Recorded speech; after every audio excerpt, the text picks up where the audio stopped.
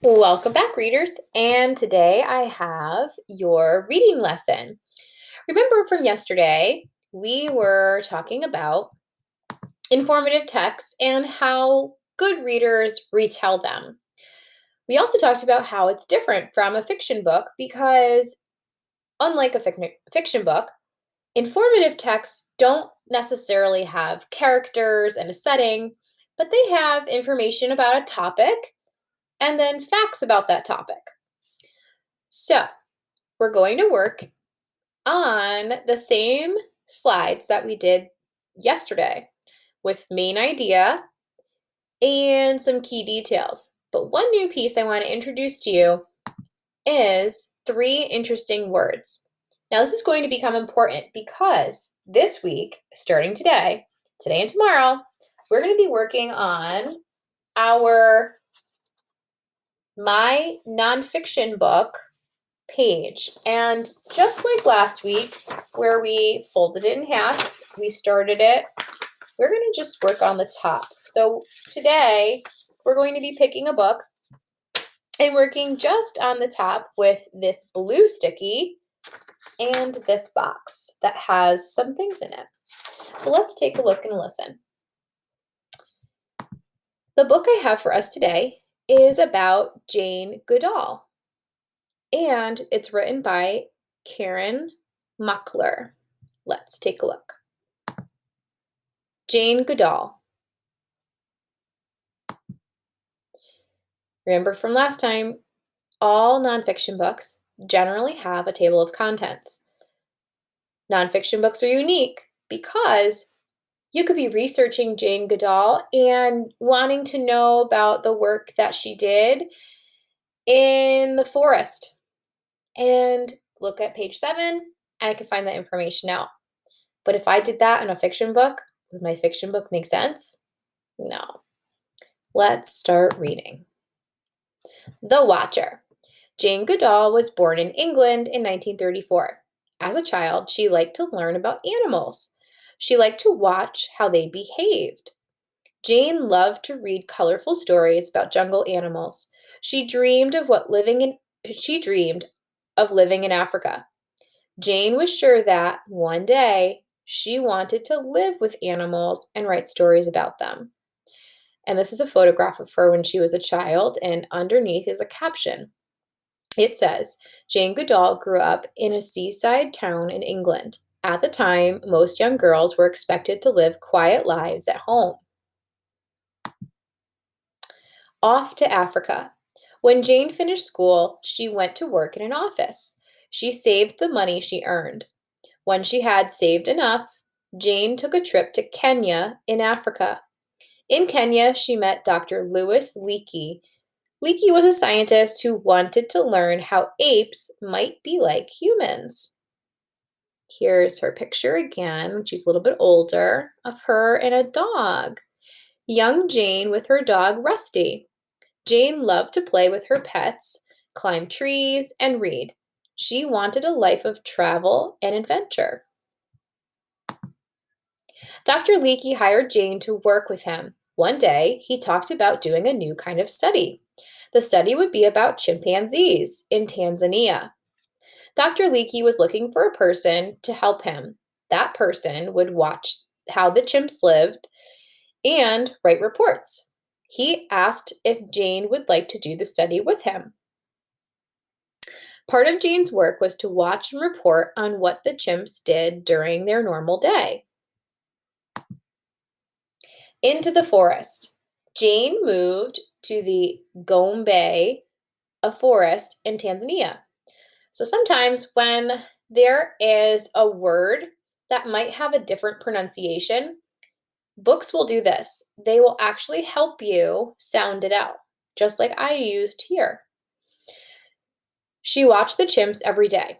She wrote careful notes about what she saw. Jane saw that the chimps lived in family groups. In her notes, she gave each family member a name. And this is showing you a map of where in Africa she was. So it's highlighting that for you. And The Gombe forest is this little teeny tiny, do you see that little green dot right there? That's where she was. The Gombe gang. At first, many of the chimps were afraid of Jane. An older chimp she named David trusted Jane. One day, David let Jane meet his family group. She watched them and wrote reports on how they behaved. Her reports upset many old beliefs. Here's another picture with a very big caption. The woman who named things. Some scientists doubted Goodall's findings. They didn't believe that chimps had feelings or were very smart. They certainly didn't think a serious scientist should give personal names to animals she studied. So this was just telling you as a reader and a researcher that some of the people that she looked up to in the science world didn't believe in some of the things that she was doing. They doubted her work. At the time, most people believed that chimps only ate only plants. Jane saw David's family eat meat. Most people believed chimps weren't smart enough to use simple tools. Jane saw David use a stick to poke into a termite hill to reach a termite snack. That was smart. Jane reported that David used the stick as a tool to get food. Her words upset many scientists because they thought only people could make or use tools. A Gombe chimp eats a termite snack. Other chimps also began to trust Jane and let her watch them. She reported chimp behavior that no one else had ever seen before. Jane, with her husband and their son, their photographs and movies of the chimps were seen all over the world. Jane said that each chimp behaved in its own way, just as humans do.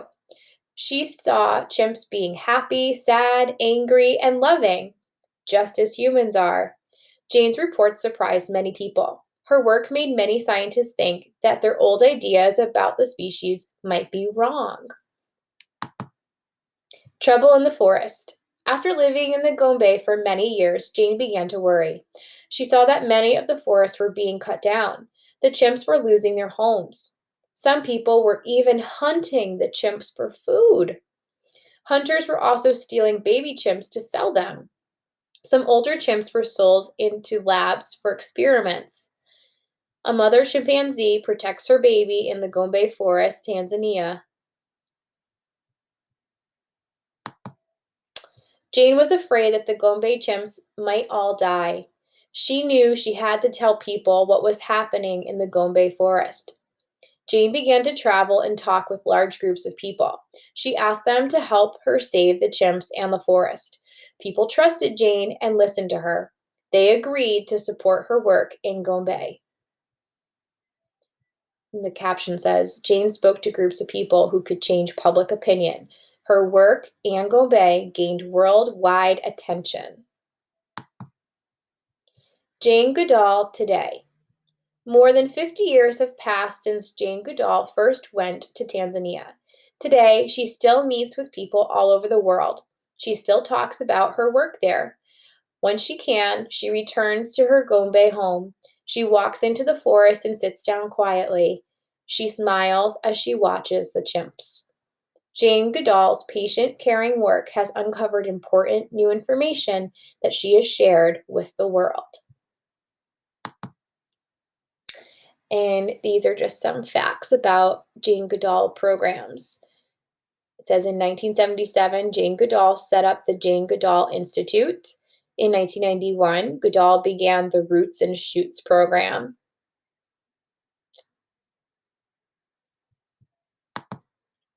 And here's our glossary. It's like our book's private little dictionary.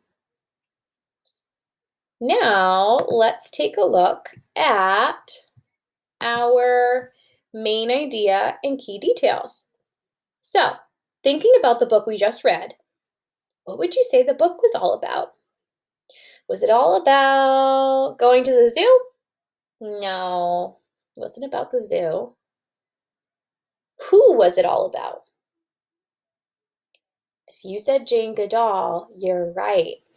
So the main idea is all about Jane Goodall, and a lot of her work had to do with what animal?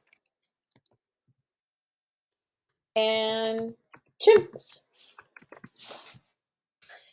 Now, keeping the idea for our work today, we are thinking about what is the main topic that will go on the blue sticky, and 3 new words. Well, I have a slide for 3 interesting words. If I go back into my book, and I might have to do that, I'm going to go back in, and there was, do you see that right there? See this word, how it's like darker than all the rest? Sometimes books will do that, and it's called a bold word. Notes. That's a special word that they wanted you to know about. And if you weren't sure what notes meant, I can go into the glossary. And here it is, notes, a written record of things that happen or are said. So I'm going to add notes to my words here. Notes. And my work today wants me to draw a picture of what they mean. Well, notes. I'm going to add a picture. I'm going to go insert image from the web, taking notes.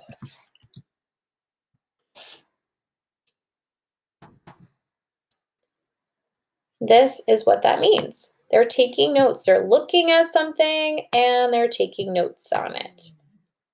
Now I'm going to look for another interesting word. Let's see.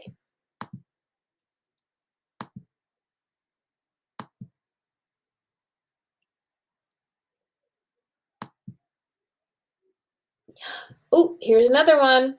Species. I wonder what that means. Let's add it here.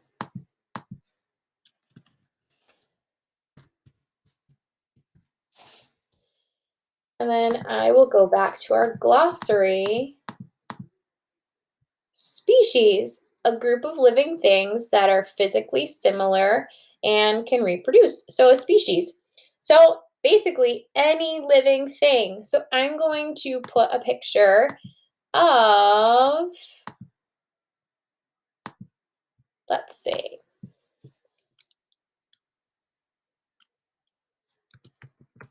Monkey cart. I'll do a picture of a monkey because that was important to Jane Goodall. And last is my third word. I have to find one more word, and I'm going to look in my glossary. I'm going to pick Africa, the second largest continent in the world. It's located south of Europe. Well, I know Africa is a place, so I'm going to write that in there. And it's a special name, so it's a capital letter, Africa. And I'm going to find a picture, map of Africa.